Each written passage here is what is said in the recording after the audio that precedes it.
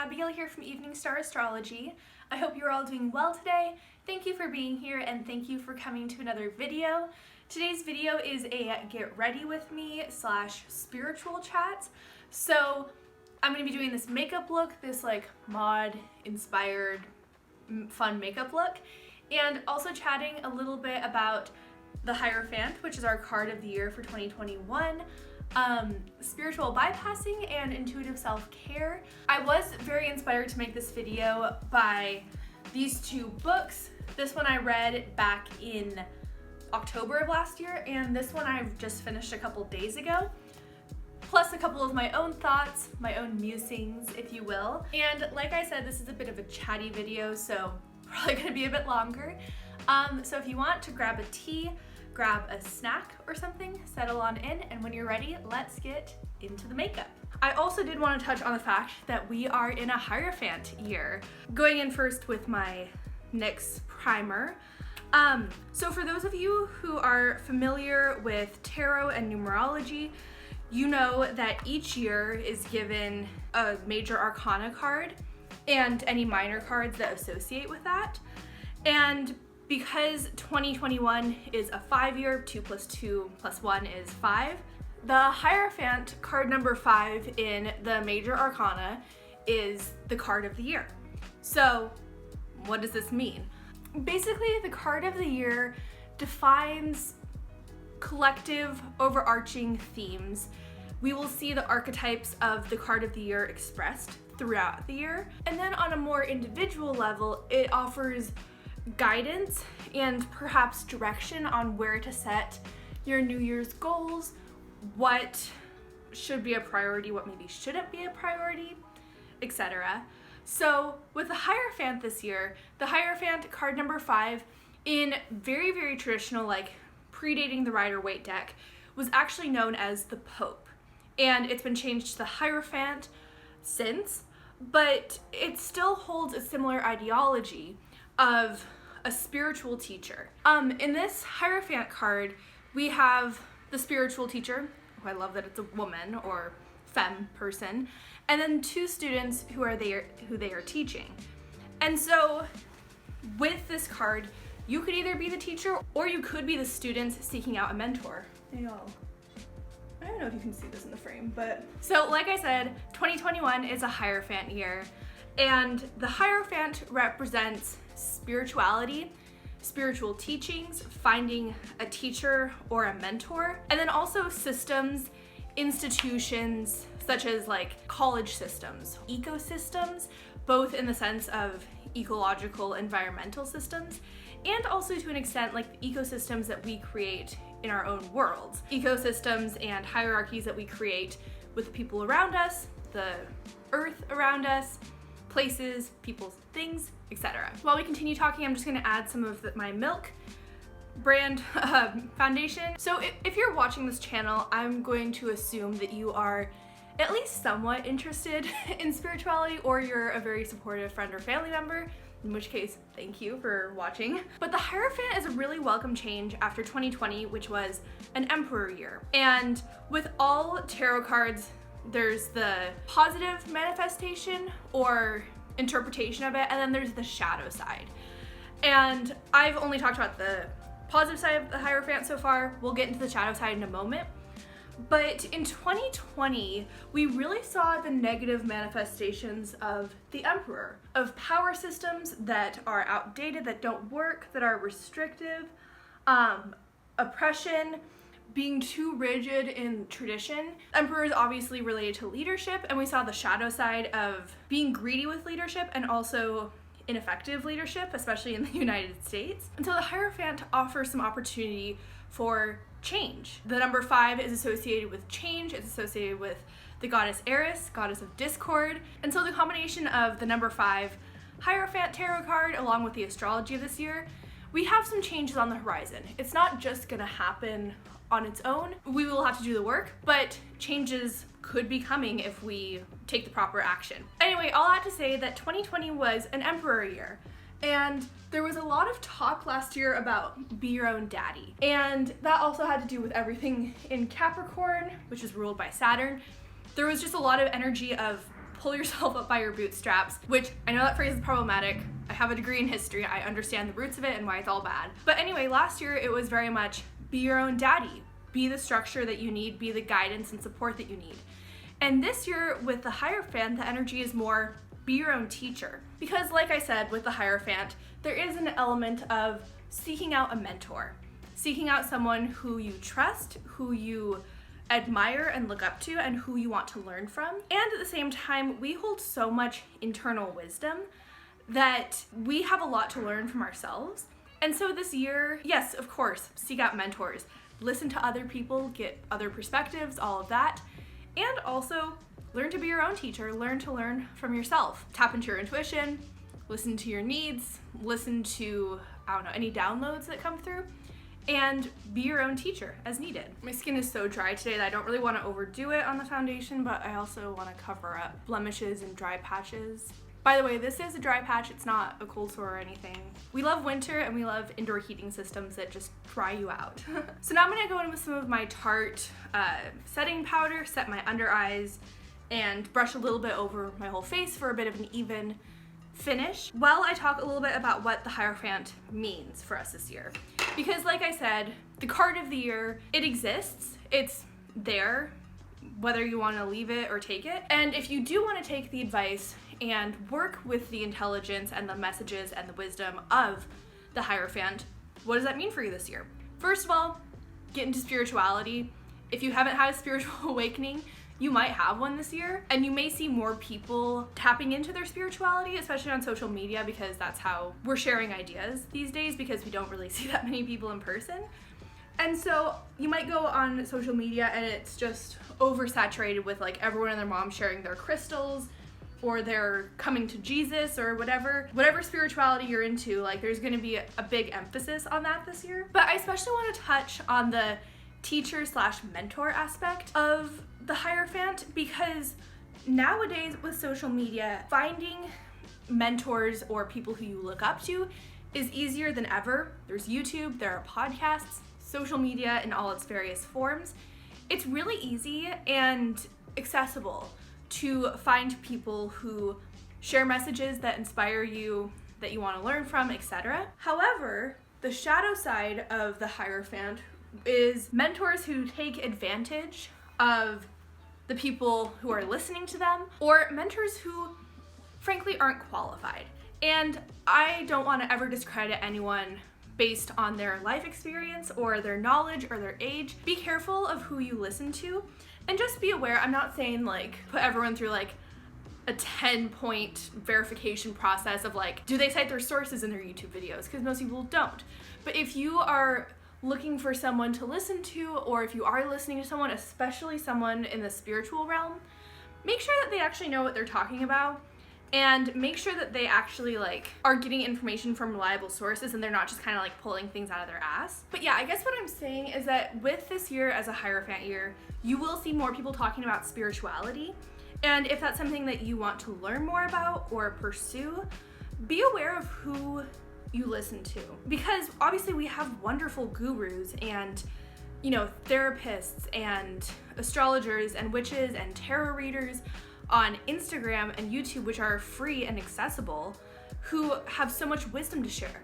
And then there's the dark side, the alternative side of the hierophant, the shadow side, if you will, of people like Bikram. Like if you're familiar with Bikram yoga, you've taken, I think like hot yoga or power yoga or one of those like is trademarked by him, but I know Bikram yoga is a trademarked name.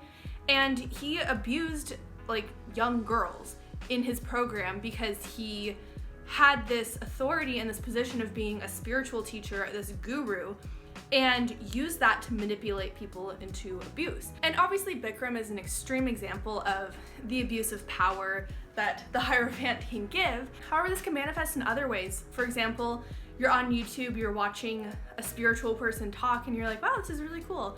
And then you follow their Instagram or watch more of their videos and you realize they fill in the blank with your deal breaker. And this is, of course, going back to the be your own teacher. Tap into your intuition and what are you looking for in a spiritual teacher, and what does that teacher need to exemplify for you to want to be a student of theirs, if that makes sense. And for me personally, deal breakers are spiritual people who disconnect from the human experience, or who don't post about racism, transphobia, any major issues in today's society, don't talk about climate change, people who don't wear masks or who are continuing to go out during COVID, because there are a lot of spiritual people like that. What I'm getting at here basically, I'm probably gonna edit like half of this out, but what I'm getting at with this shadow side of the hierophant is be careful who you listen to, be aware and be a little bit more critical about just letting in any old message. Think about it a little bit more carefully of like, what are the intentions of this person, and are they well researched? Do I want to listen to their wisdom, or do I want to find a different spiritual teacher whose values more closely align with mine? And I also want to say that I keep using words like mentor or teacher, and that does sound very formal and like, you know, you fill out an application. With the hierophant, sometimes I think about like people seeking out gurus, and like you train one-on-one with this guru and they like transmit all this knowledge to you, and like you're out in the Himalayas just like vibing, meditating, and like learning from a single guru. However, we are a reflection of the people around us who we learn from. There's something like you are a reflection of the 5 people that you are the closest to. And in quarantine, in a time more generally where everything is so digital, those people that you might be the closest to, it may be a parasocial relationships, there we go, where you watch a YouTuber and they don't know anything about you, but you know a lot about them. But those parasocial relationships might also be some of the people who you spend the most time listening to or the most time watching. Whether consciously or subconsciously, you are taking in lessons and knowledge and ideas from the people that you watch, the people that you listen to. Basically what I'm getting at here is think a little bit more critically about who you're listening to, whose media and ideas you're consuming. Understand that it influences you, even if you're not fully conscious of that influence. In some way it is impacting you. All right, up next I'm gonna work on my brows. And while I do, I really quickly, because I've already talked for so long about the hierophant, I did want to touch on the temperance card a little bit, because in the tarot system, every card has a teacher card. And as I mentioned, the hierophant is card number 5, so its teacher card is card number 14, because 1 + 4 = 5. And the card number 14 is temperance. And this ties in with what I'm going to talk about for most of the rest of this video. But the temperance card is really about balance. The temperance card, at least traditional interpretations of it, features someone standing on like the edge of a river with 1 foot on land and 1 foot in the water. And this is symbolic through balance, and more specific, balance via alchemy. Whereas the justice card says, this is right, this is wrong. Every action has an equal opposite reaction. So balance through that, like cause and effect.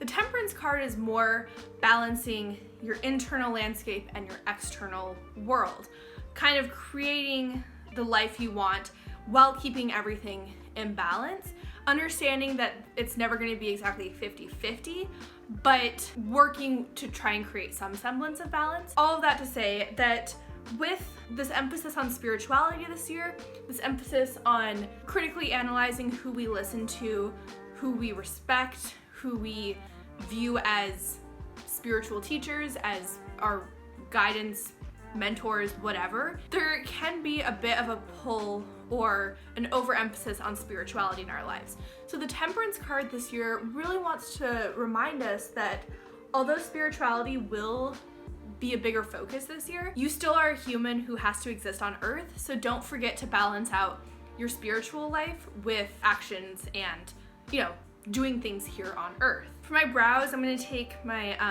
Anastasia Beverly Hills Brow Wiz. Yeah, the temperance card and that balance leads me to my next point. And the main reason I really wanted to make this video, the hierophant part I was just thinking about the other day because happy 2021, it's a hierophant year. But the main thing I wanted to talk about in this video was spiritual bypassing and spirituality versus existing as a human in this mundane, physical, tangible world. And this is also a bit of the shadow side of the hierophant, of getting too much into spirituality and into that like esoteric belief of like, I'm a spiritual person, I am so spiritual, I live in this spiritual mindset, and forgetting that like you have to do human things. Like you have to go to the bank, you have to like take a bus or drive places. You have to interact with people in a way that isn't necessarily always most spiritual, like checking out at the gas station or the grocery store. All right, I needed a moment to like focus on my brows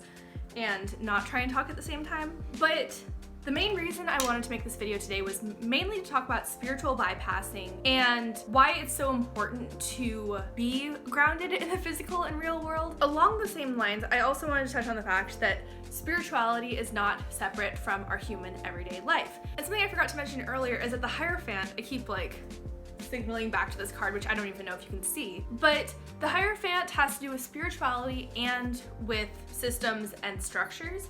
Not so much government in the way that of the emperor, but like education, who has access to what resources. One of the lessons of the hierophant that I think we'll be seeing a lot this year is merging spirituality with existing systems. Using your spirituality to guide your life choices in the physical, mundane, real world. Kind of merging the two and remembering that your spiritual side, your spiritual life is not separate or distinct, and it literally can't be divided away from your physical, mundane, real life. And I think that this can be really hard sometimes because you look at kind of new age religions, spiritualities, and it talks a lot about ego death and kind of suppressing the ugly sides of your personality in favor of this love and light type of mentality. If you look at yogic texts, there's talk about aversion and attachment. And you don't want to be averse to things, and you also don't want to be attached to things. All of these traditions talk about ego death, letting go of the ego, avoiding worldly attachments so that you can be more spiritual. And when you read all those things, and especially if you are in the mentality or whether consciously or unconsciously with the intention of spiritual bypassing, it's really easy to just think, okay, I'm gonna let go of everything that's like human, everything that's not spiritual, and just focus on my spirituality. And in some ways it is a form of escapism, I think. And you know, it's easy, like, especially if you are a spiritual person, to have this like love and light mindset and like pretend that racism doesn't exist, that gender-based discrimination doesn't exist, that fat phobia doesn't exist, etc. As much as I wish those things weren't a part of our society, they are. And it's really irresponsible and frankly selfish, I think, for spiritual people to ignore that under the guise of love and light, we're all one race, we're all the human race, whatever. Hi everyone, Editing Abigail here. I didn't explain this point quite as coherently as I had hoped, so I just want to clarify that I'm disappointed when I see anyone, specifically white, cisgender, male, hetero, slim, whatever, privileged people who are not speaking about racism, sexism, gentrification, immigration, like all these issues, pretending that COVID isn't real or that it doesn't apply to them, not talking about environmental change, all of those things.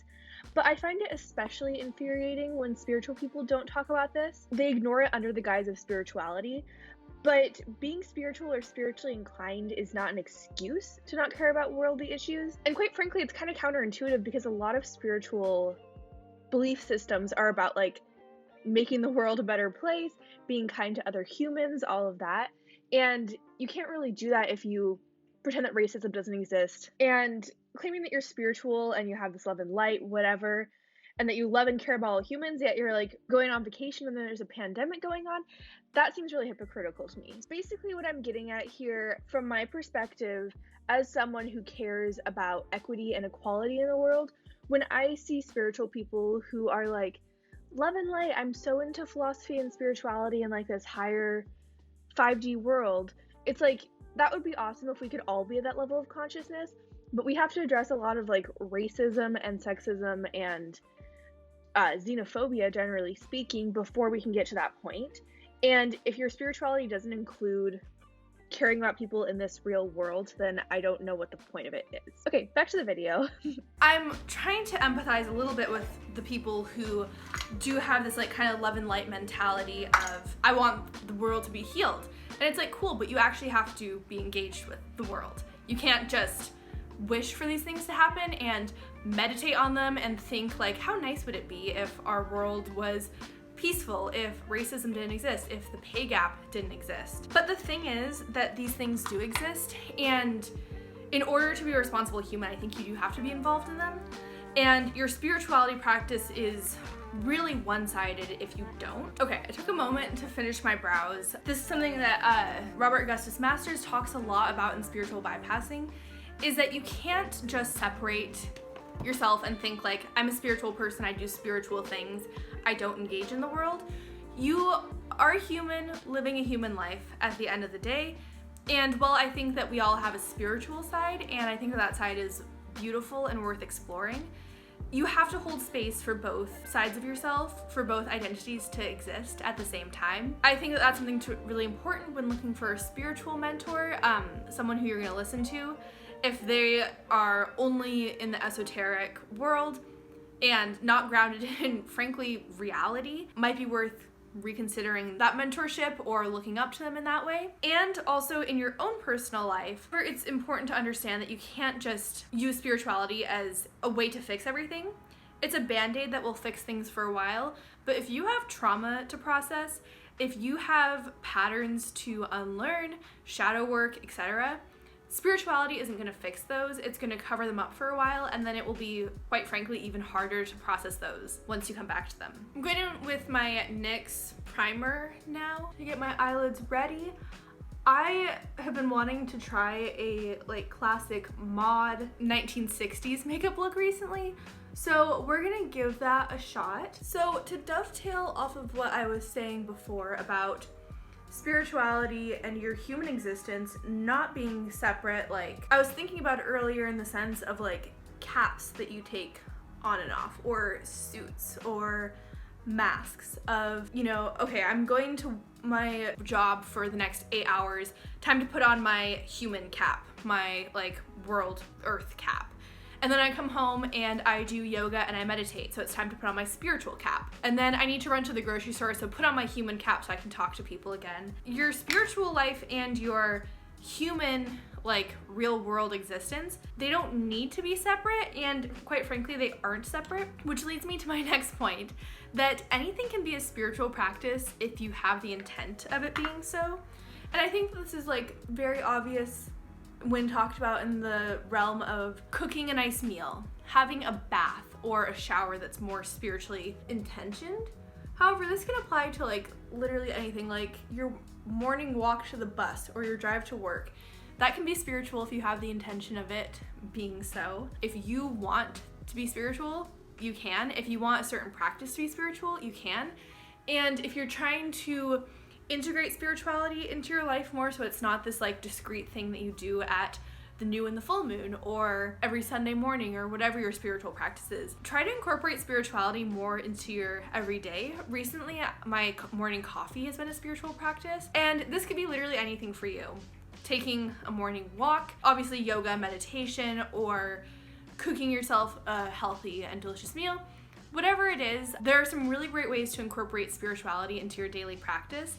And it doesn't have to be this discrete, distinct event that you put on your spirituality cap and go off and do. Also for my eyes, I'm using the Just My Luck palette from ColourPop, going in with this lightest green shade over my entire lid. When it comes to spirituality, and especially New Age teachers, a lot of times you'll hear stuff like, use the full moon to release what's not serving you. In the spirit of the hierophant, when you are finding a mentor this year or choosing who to listen to, or whose wisdom to take in, I encourage you to find people who offer specifics and grounded guidance instead of simply saying buzzwords like release, this is a portal, empowerment, because those are so overused, and the New Age community is so oversaturated with those words that they really don't have much meaning at this point. All right, up next I'm gonna go in with this dark shade here. Going in with a slightly more angled brush. I'm not gonna talk while I do this because I need all my focus.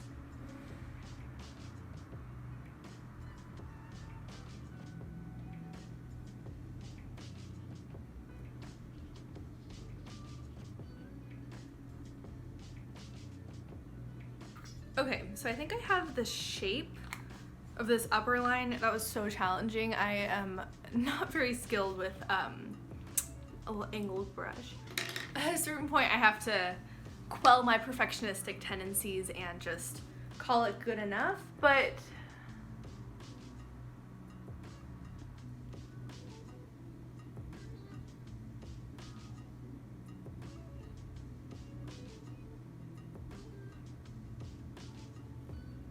But generally, I think in a society when we spend so much time listening to other people and taking in wisdom from others, this year it's really important to learn to trust your own wisdom and take more time to create that space where you can listen to your intuition. So spending more time off of screens, more time in nature, more time being present, and along this line of intuition. But I did want to talk a bit about intuitive self-care. Going off of my earlier point about how anything can be a spiritual practice, and also about listening to your own intuition versus doing what you're told or listening to systems or habits that have worked for people previously. For example, if you follow a spiritual teacher and they say, I meditate for 15 minutes every morning, using your intuition to kind of, dissecting that for yourself of, does it actually make sense for me to meditate for 15 minutes every morning? Or am I someone who prefers to meditate at night? Or is that time frame not appropriate for me and I want a more intuitive, less structured time frame to work with? I'll circle back to intuitive self-care in just a moment, but I want to do my eyeliner first. Goddess knows I cannot do this and talk at the same time. I'm currently eating sushi. It's very yummy. Okay. No.